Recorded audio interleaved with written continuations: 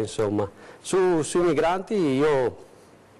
volevo dire anche un'altra cosa. Sì, in questi primi giorni c'è stata addirittura una polemica che qualcuno ha fatto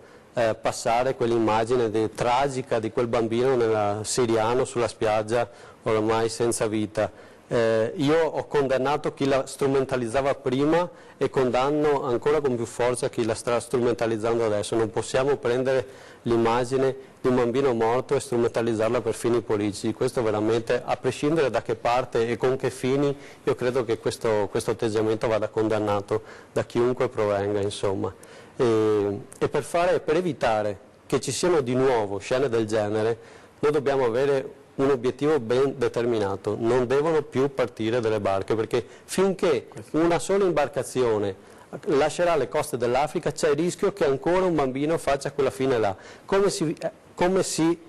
ottiene questo obiettivo? Primo, facendo capire a loro che solo chi ha lo status di profugo può avere la garanzia di rimanere non in Italia ma in Europa, perché quando partono deve essere ben chiaro che non è che arrivati in Italia resteranno per sempre in Italia. Arrivare in Italia significa arrivare in Europa, e questo l'Europa lo dovrà capire molto presto. Secondo, dobbiamo garantire a chi appunto ha lo status di profugo, e lo dobbiamo certificare alla partenza, gli dobbiamo garantire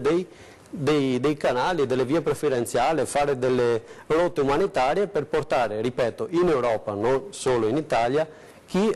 sta scappando da guerre, da situazioni anche di disagio economico,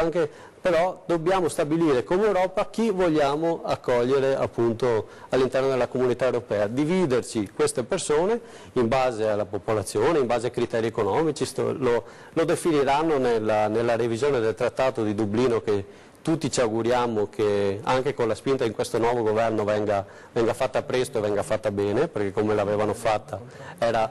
addirittura peggiore di quella di adesso, e fine, cioè, altrimenti se parte una sola imbarcazione c'è il rischio che là dentro ci sia un bambino. E oggi abbiamo visto anche un maxi sequestro di sostanze stupefacenti, e chi ha appunto seguito le notizie di oggi era stato anche riportato che addirittura nella tratta appunto di questi richiedenti asilo e clandestini rischia di arrivare grossi quantitativi di droga nel nostro paese.